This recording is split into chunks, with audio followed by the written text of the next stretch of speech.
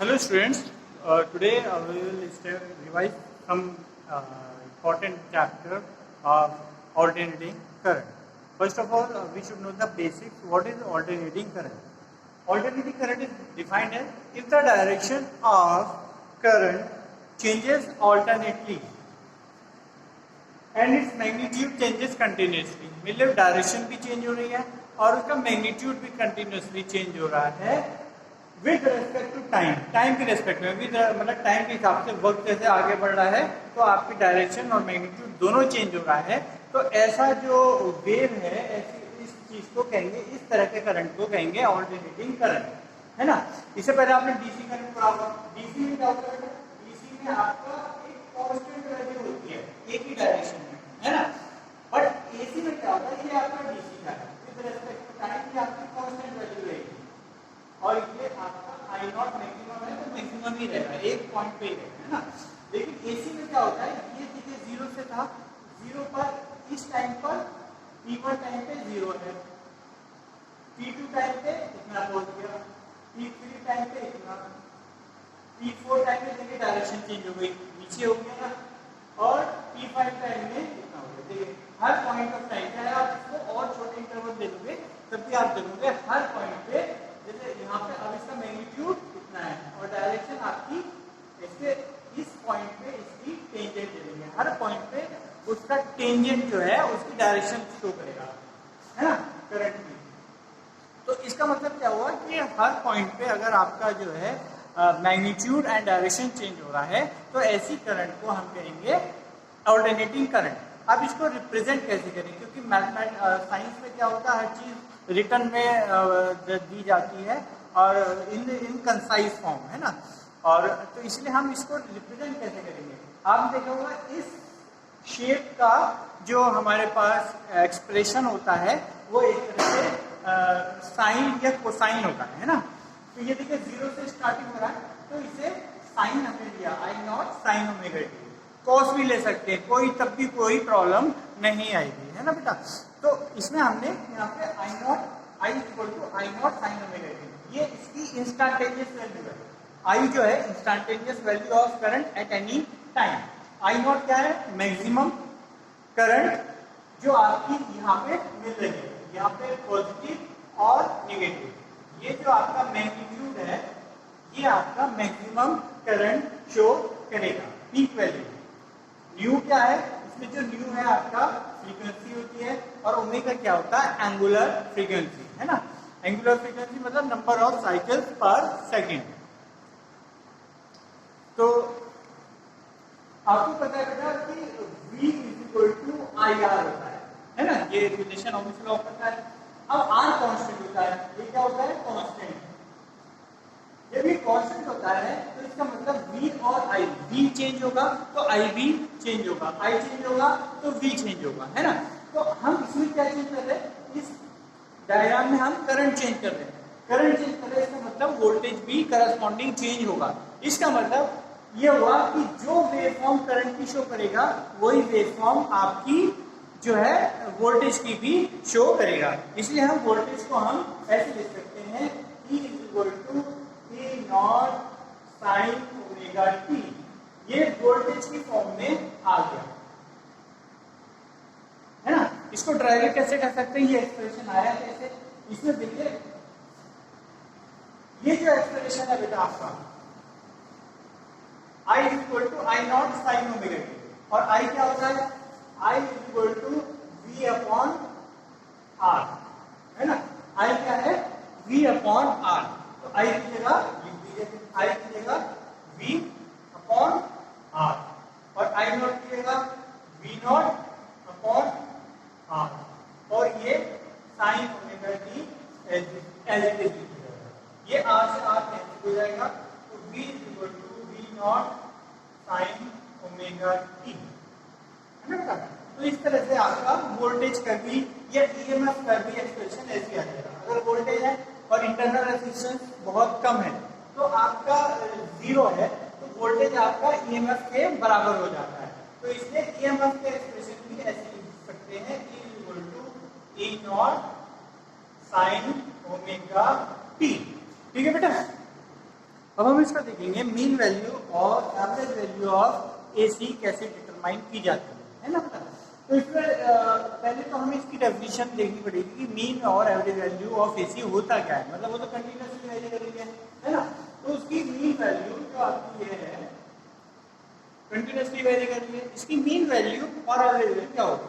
तो इसकी डेफिनेशन आप नोट कर लीजिए, it is defined as the value of AC which would send same amount of charge through a circuit in half cycle T/2 that is sent by steady current in the same time.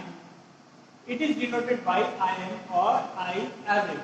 इसका मतलब क्या हुआ, इस definition आपने note कर ली होगी। अब इस डेफिनेशन का मीनिंग समझ लीजिए, है ना।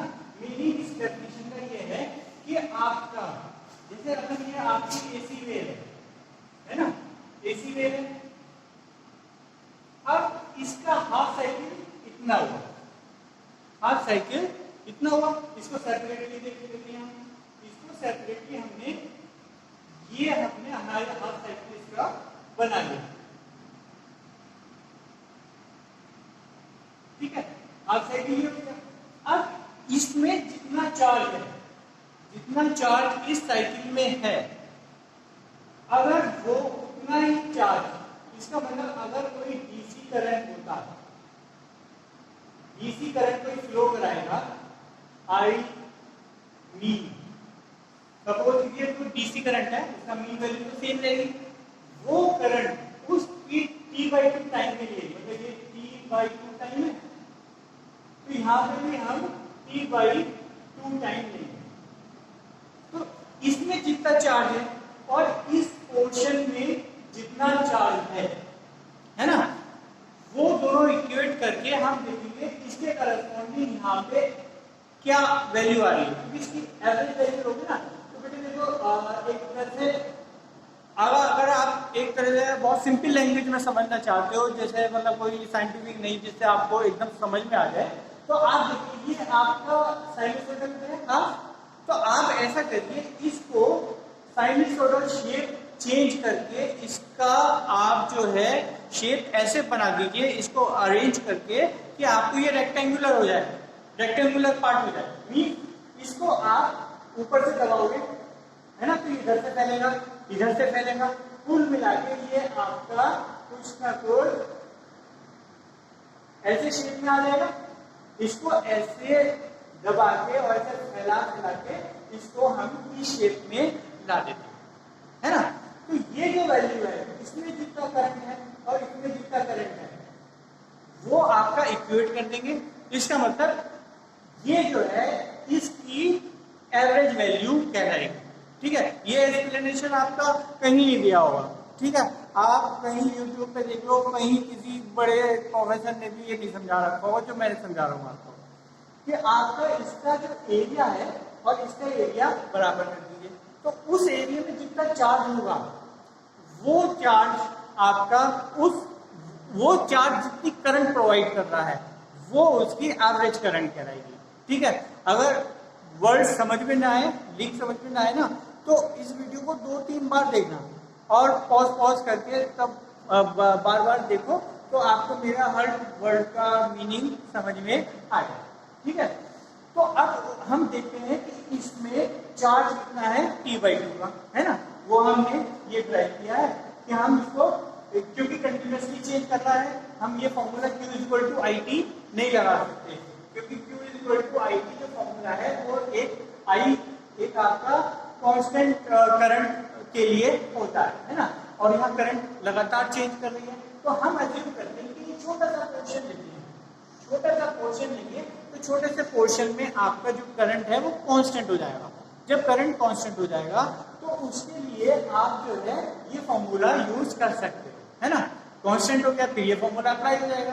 पूरे के लिए नहीं कर सकते, एक शॉर्ट पार्ट लेना पड़ेगा आपको। उसके लिए dQ=IDT हो गया, I की value I0 sin ωt dt हो गया, और इसको टोटल साइकिल के लिए, हाफ साइकिल के लिए इंटीग्रेट कर दोगे, तो ये टोटल चार्ज आ जाएगा। तो इसलिए हमने किया, इंटीग्रेट किया 0 to QS, 0 to QS, इसको इंटीग्रेट करा, इसको 0 से T/2 इंटीग्रेट करा। इसका बाद सिर्फ मैथमेटिकल पार्ट है, मैथमेटिकल पार्ट के बाद कैलकुलेशन करके आपका ये 2I0/ओमेगा इसकी वैल्यू आ जाएगी। मतलब ये जो वैल्यू है ये करस्पॉन्डिंग आपकी चार्ज कितना दे रहा है, चार्ज आपका ये इतना दे रहा है 2I0/ओमेगा। ठीक है बेटा।